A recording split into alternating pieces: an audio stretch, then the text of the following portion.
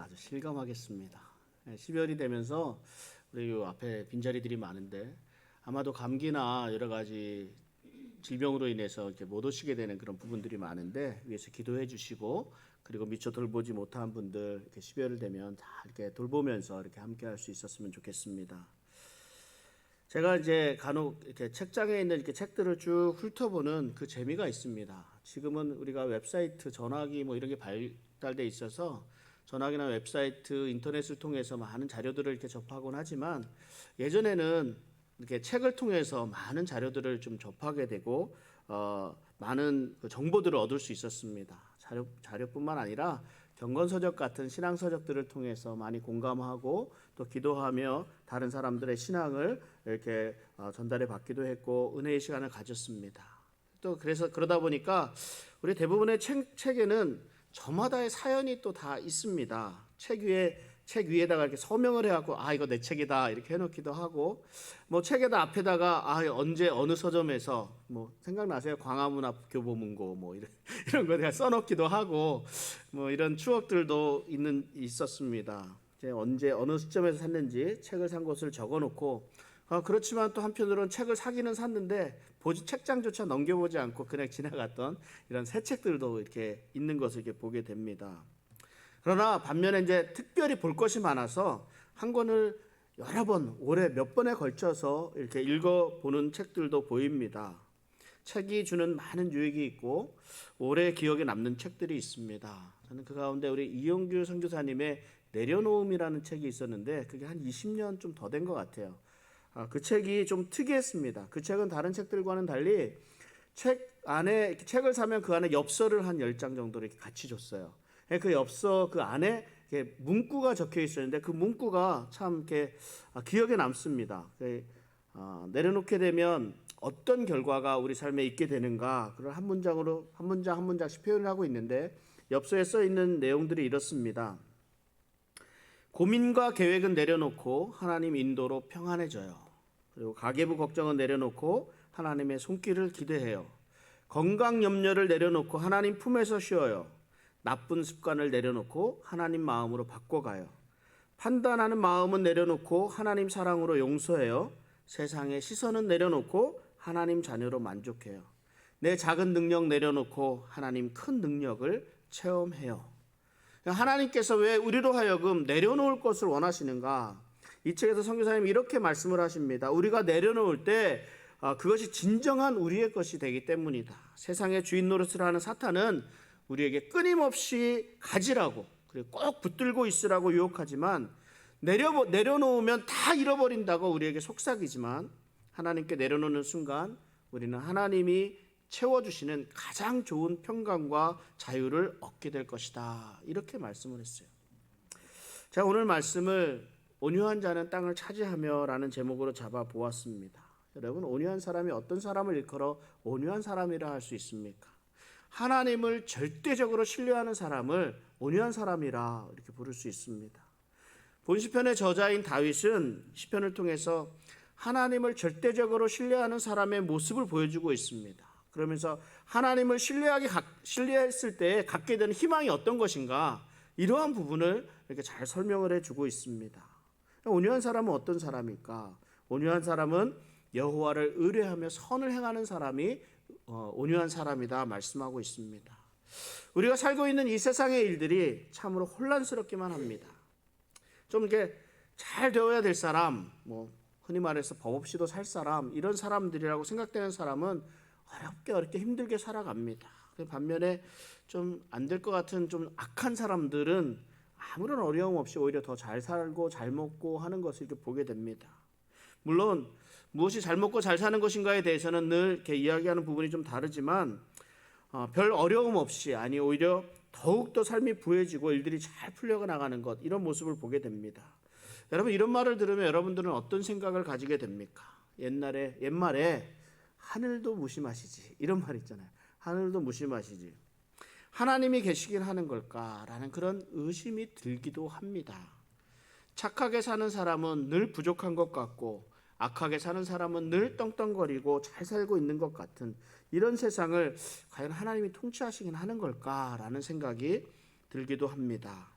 악한 사람들이 오히려 더 부하고 강해지고 신실하게 살아가는 사람들이 힘들게 살아가는 것을 보면 정말 하나님이 안 계시구나라는 이런 생각도 들 때도 있습니다. 그러니까 그저 운이 좀 좋으면, 운이 좋은 사람들은 좀 잘 살고 운 나쁜 사람들은 잘 못 사는 세상이라고 착각하게 됩니다. 이렇게 되니까 하나님이 무시를 받아요. 하나님 없이 사는 삶에 아무런 불편함 없이 살아갑니다. 오히려 어떻게 하나님이 안 계시니까 다른 것들이 득세를 해요. 타로점 요즘 유행하더라고요. 엄청 타로. 그거 보면서 내 운명을 점쳐본다 이러죠. 점쟁이 집 가고. 자, 이런 꼴들을 보면 참 안타깝긴 합니다. 그러나 이것이 바로 사탄의 유혹적인 공격의 하나라는 것을 우리가 알아야 합니다. 이런 때일수록 우리는 우리의 눈을 들어서 하나님 나라의 모습을 더 확실하게 볼 수 있어야 합니다. 하나님 나라는 그 어떤 곳과 비교할 수 없는 곳이라는 것을 우리는 알아야 합니다. 분명히 알아야 될 것은 그 하나님 나라가 먼 훗날에, 먼 미래에 우리에게 오는 것이 아니라 지금 우리와 함께하고 있는, 지금 우리가 살고 있는 이 땅, 이 세상이 바로 하나님 나라라는 것을 알아야 합니다. 물론 하나님 나라는 주님 오시는 그날에 완전하게 완성이 될 것입니다. 그러나 하나님의 통치가 있고 하나님 나라의 백성이 있는 이곳이 바로 또한 하나님 나라가 아니겠습니까? 그러므로 우리 믿음의 사람들은 어려움 속에서도 힘들게 살아가지만 행복한 삶을 살아가고 있습니다. 그 어려움 속에서 하나님께서 우리를 지켜주시고 돌보아 주시고 반드시 우리에게 딱 필요한 때에 하나님께서 도와주신다는 그런 확신이 있기 때문입니다. 우리 믿는 자들에게는 일반적인 삶의 원칙을 가지고 살아갑니다. 어떤 원칙입니까? 악한 사람들이 크게 기뻐하고 있는 그 악한 사람들이 잘 되는 것 같이 보이는 그 번영과 그 잘됨과 성공이라고 하는 것들, 이런 것들은요 곧 사라질 것이기 때문에 하나님의 자녀들로서 그것으로 인해서 괴로워하고 불평해하거나 불안해서는 안 된다는 것입니다. 오늘 그래서 1절 말씀, 거기서 우리가 가지게 되는 두 가지 죄악된 마음에 대해서 정죄하고 있는데요, 1절 말씀을 보면 악을 행하는 자들 때문에 불평하지 말며 불의를 행하는 자들을 시기하지 말지어다. 악한 자들로 인해 불평하지 말고 잘못된 일을 행하면서도 흥하는 자들에 대해서 부러워하지 말라, 시기하지 말라, 이렇게 말씀하고 있습니다. 덧없는 상상으로 스스로를 괴롭게 하지 말고 부러워하는 이 마음의 죄를 범하지 않도록 경계하고 있습니다. 여러분, 내가 노력하지 않은 돈 있잖아요. 그런 돈을 뭐라 그래요? 내가 노력하지 않았는데 나에게 들어온 돈. 눈먼 돈. 눈먼 돈이 이게 딱 들어와요. 근데요, 내가 열심히 노력해서 막 수고해서 이렇게 버는 돈을 쓸 때는요, 그 돈 쓰는 것이 결코 쉽지가 않습니다. 참 어려워요. 그런데 눈먼 돈이 들어오면 기분 내기 좋잖아요. 내 돈 아니고 회사 돈이니까 회사 돈 갖고 몇백만 원씩 술 대접 해가면서 이렇게 다 쓰잖아요. 아까운 줄 모릅니다. 아파트 건축 소장 한번 하면 차 한 대가 떨어진다 그러고, 또 공무원 좋은 자리 하나 공무원 잡으면은 집이 생기고, 하다못해 이렇게 권력가의 그 머슴이라도 국물이 떨어진다는 그런 말들이 있잖아요. 제가 언젠가 좋은 차를 타고 다니는 사람들, 우리 가운데 좋은 차 타고 다니시는 분들 말씀하는 게 아니라 그보다 더 좋은 차 타고 다니시는 분들 보면서 어떻게 하면 저렇게 좋은 차를 타고 다닐까, 이런 생각을 해본 적이 있습니다. 좀 인종차별적인 생각이지만 흑인이 캐딜락을 타고 다니면 저거 분명 마약 장사다라고 이렇게 생각을 했었을 정도입니다. 그러니까 정상적인 벌이는 도저히 타고 다닐 수 없으니까. 근데 그렇게 잘못 생각하도록 만드는데, 이렇게 생각하면 절대 안 됩니다. 이거 인종차별적인 거니까. 그렇지 않습니다. 그렇지 않으니까 그렇게 생각하시면 안 되고, 차를 구입할 때도 그렇고 좋은 집을 구입할 때도 그렇습니다. 이 좋은 차, 큰 집, 저희 집 옆에 보니까 한 스트릿이 다 집 한 채더라고요. 얼마나 큰지 1,000만 불 이상 한다 그러는데, 그런 좋은 집은 도대체 얼마나 많은 돈을 벌길래 그런 집을 사서 살고 있는 것일까 상상이 되질 않습니다. 그러다 보니까 잘못된 생각을 가지게 되는데요. 어떤 잘못된 생각을 합니까? 열심히 공부하고 열심히 돈 벌어서 나도 저런 좋은 차 사고 좋은 집 살고 이렇게 정상적인 생각을 하기보다는 어떻게 하면 일확천금을 이렇게 얻을 수 있을까? 복권 사야죠, 복권. 복권에 당첨돼서 투기 이런 거 생각하게 되는 거 아닙니까? 쉽게 돈을 벌 수 있는 편법을 사용하기도 합니다. 이러한 잘못된 생각하는 것을 경계하는 말씀이 바로 2절에 주고 있는데요. 그들은 풀과 같이 속히 배임을 당할 것이며 푸른 채소같이 쇠잔할 것이미로다. 그러니까 부러워하지 말라는 거예요. 불평하지 말라는 겁니다. 하나님의 심판이 사람의 손에 들린 낫같이 악한 자들을 뵐 것이라고 말씀하고 있습니다. 잘못된 방법으로 그렇게 부하게 된 사람들에 대해서 심판하고 멸망할 것을 말씀하고 있습니다. 뇌물에 흥한 자 그 때문에 망한다는 것입니다. 이 땅의 모든 부자들이 다 잘못된 부자라는 것이 아닙니다. 어떤 목사님이 깨끗한 부자 얘기를 했었어요. 오래전에 깨끗한 부자, 신실한 부자들이 있습니다. 우리 믿는 사람들은요, 깨끗한 부자가 돼야 됩니다. 간혹 미국 교회에서 복권 얘기하잖아요. 복권 당첨되면 이 헌금 받아야 돼요, 말아야 돼요? 이거 갖고 얘기 많이 하잖아요. 받아야 돼요? 좋죠. 받아야 됩니다. 대부분의 교회가 이를 받아들이지 않습니다. 왜냐하면 사행성이기 때문에 인정하지 않는다는 이유입니다. 어떤 집사님이 목사님에게 저한테 말씀했다는 게 아니라 어느 목사님에게 말씀을 했어요. 목사님, 제가 복권에 당첨되면 목사님 교회들을 좀 저 드리겠습니다. 이렇게 목사님에게 얘기를 합니다. 이런 얘기 많이 들어요. 우스갯소리로 교회 짓고 뭐 성교관도 짓고 재단도 만들고 구제하겠다는 말을 참 많이 해요. 거기다가 양심은 있으니까 거기 하고 나서 조금 남은 거는 저를 위해 좀 쓰겠습니다 이러더래요. 그런데 이 양심 많은 사람들뿐만 아니라 저도 그런 상상 많이 했고요. 뭐 목사님들, 특히 선교사님들 막 이런 상상 굉장히 많이 해요. 그런데 그 소리를 들은 목사님이 복권이나 사놓고 말하지 이런 얘기 많이 들었잖아요. 복권이나 사놓고 말하지. 이 복권이나 사놓고 말한다는 거기에는 어떤 의미가 들어있겠습니까? 복권이 당첨되고 나서 생각해볼 문제라는 말일까요? 아니면 막상 당첨이 되면 그 사람 생각이 달라질 것 같으니까 한 말일까요? 아닙니다. 여러분, 지금 내게 주어진 것, 하나님이 내게 주신 것에서부터 시작을 해야 합니다. 복권 당첨될 수도 있죠. 그러면 헌금들 하세요. 헌금들 하시고. 그런데 지금 내게 주어진 것은 복권이 아니라 내게 주신 하나님의 비즈니스고 내가 일할 수 있는 나의 직장이고 일할 수 있는 곳이라는 겁니다. 하나님이 필요하시면요, 지금 여러분들이 하는 비즈니스 가운데 100만 불도 더 주실 수 있고 1000만 불도 더 주실 수 있습니다. 하나님 필요하면요. 그런데 지금 내게 주신 것조차 하나님 뜻대로 제대로 사용하지 못하고 있는데 100만 불 주면 뭐하고 1000만 불 주면 뭐합니까?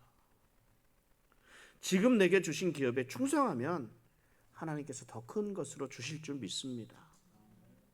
그러니까 우리 벨리 한인장로교회 성도님들은 정상적인 부자가 되기를 바랍니다. 깨끗한 부자들 되시기 바랍니다. 제가 이런 말씀 잘 안 드리는데 그래서 하나님의 일에 귀하게 사용되어지는 우리 성도님들 되시기를 바랍니다. 우리는 사람인지라 때로는 이 복권에 대한 유혹도 있고 주변에 좀 경제적으로나 가정적으로나 좀 행복해 보이는 사람들 보면 부러워하기도 하고 좀 시기하는 마음이 들기도 하면서 좀 잘못된 시각을 갖게도 되기도 합니다. 그러나 우리에게 더 좋은 것을 예비해 두신 하나님을 믿고 하나님을 신뢰하고 하나님이 기뻐하시는 일을 위해서 열심히 하게 되면 이 악한 자들, 잘못된 사람들이 부당한 수단으로 얻어서 잘 먹고 잘 사는 것 같이 보이는 이 모든 것들, 그런 것들을 보면서도 우리는 흔들리지가 않아요. 이런 상대평가와 절대평가라는 것이 있습니다. 그런데 우리들 대부분은 상대평가에 익숙해져 있습니다. 절대평가로 따진다면 아마 여기 계신 모든 분들은 다 잘 사는 분들일 거예요. 아마 다 잘 사는 분들. 왜 그렇습니까? 오늘도 굶어 죽어가는 사람들이 있습니다. 세계 곳곳에 많이 있어요. 집이 없는 사람들도 있고 물이 없는 곳에서 사는 사람들, 전기가 없는 곳에서 사는 사람들이 여전히 많기 때문입니다. 그런데 우리들 눈에는 이 사람들이 보이지를 않습니다. 우리 눈에 보이는 사람들은 어떤 사람들이에요? 나보다 좀 낫고 잘 사는 사람들, 이런 사람들이 우리 눈에 보이게 되니까 만족감이 없고 불행하다고 생각될 때가 참 많이 있게 되는 겁니다. 그런데 상대평가니 이런 절대평가니 이런 것에 영향을 받지 않는 사람들이 있어요. 어떤 사람들이겠습니까? 자존감이 강한 사람들입니다. 내 자신을 귀하게 여기는 사람들입니다. 어떻게 생각하면 이 자존감이라는 것도 상대적일 수 있습니다. 다른 사람들을 보니까 지금 내 처지가 불쌍해 보일 수도 있고요. 자존감이 적어서 그렇다 이렇게 말을 할 수 있습니다. 그래서 세상을 보면서 자존감을 찾으려고 하면 우리는 늘 부족하고 부끄러운 존재들일 수밖에 없습니다. 우리 눈을 들어서 하늘을 볼 수 있어야 됩니다. 하나님 앞에서의 내 모습을 볼 수 있어야 합니다. 하나님께서는 지극히 작은 나 같은 사람이라도 사랑하시고 귀하게 여기십니다. 예수님께서 지극히 작은 나 한 사람을 위해서라도 십자가에 못 박혀서 죽으실 정도로 내가 그렇게 귀한 존재라는 겁니다. 아멘. 내가 하나님의 부르심을 받은 사람이다. 내가 하나님의 자녀이고 나는 하나님의 백성이고 하나님의 사람이다. 이렇게 자신을 존귀하게 여기는 사람은요, 자신의 성품까지도 바꿀 수 있습니다. 나는 원래 그런 사람이야. 여기서 끝나는 것이 아니라 내가 하나님의 사람인데 내가 이렇게 살아야 되는가 하면서 내 성품까지도 다 바꿔가면서 하나님의 사람으로 정말로 born again 크리스찬이 될 수 있다는 말입니다. 내가 하나님의 자녀라는 이 자존감이 있을 때 하나님께서 돌보시고 지키시고 하나님께서 나를 부유하게 해주신다는 그 믿음으로 살아갈 수 있습니다. 혼란한 세상 아니겠습니까? 가치가 무너진 세상입니다. 우리가 무엇을 믿고 무엇을 의지하겠습니까? 이 세상에서 우리가 믿고 의뢰할 분은 우리를 위해서 예비하시고 지켜주시는 하나님뿐임을 고백합니다. 그리고 또한 온유한 사람은 하나님을 기뻐하는 사람이라 말씀합니다. 4절에 보니까 또 여호와를 기뻐하라. 그가 네 마음의 소원을 내게 이루어 주시리로다. 세상의 기쁨과 하나님이 주시는 기쁨과의 차이가 어디에 있는지 아십니까? 지금 내게 주어진 모든 것이 하나님이 주신다는 것, 그것을 믿느냐 안 믿느냐 그 차이예요. 그 믿음의 차이입니다. 마음이 가는 곳에 우리의 몸도 함께 가게 되어 있습니다. 그러니까 하나님을 기뻐한다는 것이 무엇이겠습니까? 하나님에게 내 마음을 가는 거예요. 내 마음이 가는 거예요. 다른 곳에 신경 쓰지 않고 우리 마음을 하나님께만 드린다면 하나님께서 모든 좋은 것으로 가장 적당한 시기에 우리에게 내어주신다는 것입니다. 하나님을 기뻐하는 자에게 마음의 소원을 이루어 주신다는 것이 바로 이 말입니다. 그런데 하나님께서 우리에게 하나님의 것을 이렇게 주시는데 그냥 뭐 적당히 대충 막 이렇게 주시는 것이 아니라는 거예요. 우리에게 필요한 만큼 줄로 재어서 주신다고 합니다. 아름다운 것으로 주신다고 합니다. 이 말씀이 시편 16편 5절 6절에 나와 있습니다. 함께 한번 읽어보겠습니다. 여호와는 나의 산업과 나의 잔의 소득이시니 나의 분깃을 지키시나이다. 내게 줄로 재어준 구역은 아름다운 곳에 있으며 나의 기업이 실로 아름답도다. 아멘. 하나님께서 우리 각자에게 맞는 기업을 준비해 놓으십니다. 그 기업은 실로 아름다운 곳에 있고 아름다운 기업입니다. 무지한 우리가 이것을 제대로 알지 못하고 급한 대로 행하고 내 맘대로 행하게 되는 겁니다. 왜 그럴까요? 우리의 믿음이 작으니까 이 하나님이 예비해 두신 것을 보지 못하기 때문에 그렇습니다. 이 잘못된 것들이 우리의 눈을 가리고 있어서 하나님이 예비해 두신 것을 보지 못하니까 자꾸 다른 길로 가려고 하고 다른 방법을 찾으려고만 합니다. 그런데 온유한 자는 하나님을 마음으로 기뻐하는 자고 그 마음으로 기뻐하는 것이 바로 하나님이 기뻐하시는 것이 되는 줄로 믿습니다. 그리고 이 온유한 자들이요, 또 모든 일을 하나님께 맡기는 자라 이렇게 말씀합니다. 5절 6절을 보면 네 길을 여호와께 맡기라. 그를 의지하면 그가 이루시고 내 의를 빛같이 내리시며 나타내시며 내 공의를 정오의 빛같이 하시리로다. 어떤 사람이 모든 것을 하나님께 맡기는 사람이겠습니까? 모든 일이 되어진 그런 결과에 대해서 하나님의 뜻에 맡기고 이것이 순탄한 일이든 어려운 일이든 힘든 일이든 하나님이 주시기 원하는 것을 받고자 하면서 참을성 있게 기다리는 사람입니다.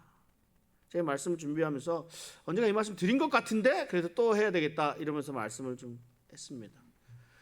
초등학교 때 제가 우리 외갓집 가서 소 얘기 했나요? 제가 외갓집 소 얘기? 외갓집에 갔는데 그 소가 큰 황소가 있어요. 큰 황소가 있는데 이 소를 제가 몰고 가고 싶은 거예요. 근데 겨울이 되니까 이 소를 집 안에 외양간에서만 두는 게 아니라 끌고 나가서 햇볕 좋은 양지에 가서 이렇게 묶어두고 하루 종일 햇볕도 쬐고 꼴도 먹이고 이러다가 그 소를 다시 집으로 데리고 와야 됐습니다. 제가 그 소를 그 어린 초등학교 6학년 5학년 되는 그 어린아이가 소를 잡고 와봐야 그 소가 소 힘을 당할 수 있겠습니까? 소가 내리막길을 쑥 내려가는데 이거 줄을 놓쳐버린 거예요. 큰일 났다. 어떡하냐, 소 잊어버렸다. 우리 할아버지한테 혼나겠네. 그러고서 마음 걱정하고 막 한참 이렇게 걸어가는데 집에 탁 들어가 보니까 소가 벌써 와서 벌써 쇠죽을 먹고 있더라고요. 참 이와 비슷한 이야기가요, 이 내려놓음이라는 책에서도 나옵니다. 어떤 내용이냐면 몽골에 한 자매가 있었습니다. 이 벌러르라는 그런 자매인데 이 자매는 귀를 듣지 못해요. 귀를 듣지 못하는데 이 선교팀이 가서 함께 그 귀가 열릴 수 있도록 기도해서 기적적으로 이 귀가 들리게 된 이 자매가 있었습니다.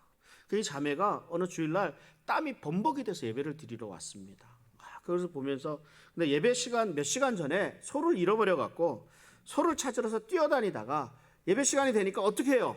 예배 시간이 됐는데 소도 찾아야 되겠고 근데 예배가 더 중요하잖아요. 그러니까 예배 시간에 막 달려온 거예요, 교회로. 땀이 범벅이 돼서 왔습니다. 선교사님은 소를 택한 것이 아니고 예배 시간을 위해서 택한 이 소녀의 마음을 보고 그것을 부끄럽게 하지 말아달라고 하나님께 기도를 합니다. 그리고 예배가 끝나니까 밖에서 소 울음소리가 들리더랍니다. 그러니까 소는 원래 자기 집으로 가야 되는데 교회로 찾아왔어요. 그러니까 이거는 좀 하나님의 기도 응답이라는 이렇게 생각을 해봅니다. 그러니까 이 몽골 소녀가 벌러르라는 이 소녀는 자기의 소가 아닌 예배를 택하였습니다. 그때 하나님께서 예배로 인한 기쁨과 소를 찾는 그 두 가지 기쁨, 배가 되는 기쁨을 모두 허락하셨습니다. 모든 일, 그러니까 우리들 삶의 모든 근심과 어려움을 하나님께 온전히 맡기길 때에 하나님께서 그 길을 열어주시는 겁니다. 제가 이민 목회를 하다 보니까 이 소셜 워커의 일을 해야 할 때가 종종 있습니다. 어저께인가요? 그저께인가요? 우리 밤에도 우리 영나자매랑 그런 일을 좀 이렇게 했었는데 우리 성희 형제랑 밤에 막 갑자기 도움을 요청해 오면 어쩔 수가 없어서 막 도와줘야 돼요. 이렇게 직접 도움을 요청해 오기도 하고 또 마리코파 카운이나 우리 메사 시티에서 이렇게 연락이 오기도 합니다. 여러 가지 어려운 형편을 듣고 도와주려고 애를 쓰고 있습니다. 그런데 이런 일을 하다 보면요, 그는 드는 생각이 참 많습니다. 그러니까 이민 목회를 시작하면서 지금까지 오랫동안 이 일을 해오긴 있지만은 좀 오해를 받기도 하고 헛수고를 한다는 생각이 들 때도 있습니다. 오히려 많은 도움 받은 사람들이 일이 끝나고 나면 더 어색해지고 더 멀리하고 더구나 험담까지 하면서 자신을 보호하려고 할 때는 그 마음이 참 아프게 됩니다. 그래서 어떻게 합니까? 애써서 아무런 관계도 맺지 말아야지 이런 생각을 하게 됩니다. 그럴 때면 제가 이렇게 생각나는 장로님이 한 분이 계세요. 그 장로님이 저희가 처음 미국 왔을 때 많이 도와주신 그런 장로님입니다. 장로님에게 이 은혜를 어떻게 갚나요? 제가 그랬더니 자기에게 갚지 말고 너희가 도와줄 형편이 될 때 그때 미국에 처음 온 사람들 이런 사람들을 위해서 많이 좀 도와주면 되지 않겠느냐 이런 말씀을 하셨습니다. 그래서 지금도 저는 한편으로는 목회하는 그런 일부분이다라고 생각도 하지만 한편으로는 제가 빚진 마음, 빚 갚는다는 마음으로 이러한 일들을 도와주고 있습니다. 바울이 우리에게 복음의 빚진 자들이다 이렇게 말씀을 합니다. 아무 공로 없이 구원받은 우리들은 당연히 해야 할 일입니다. 그러나 이 빚 갚는 마음, 전도하는 마음이라고는 하지만 그래도 이웃들에게 정직하게 대함에도 불구하고 우리의 수고가 헛된 것으로 보일 때 아니면 또한 우리들의 하는 일들이 악한 사람들의 비방을 받게 되고 말들이 나오고 이렇게 할 때는 우리 힘들 수밖에 없는 것 아니겠습니까?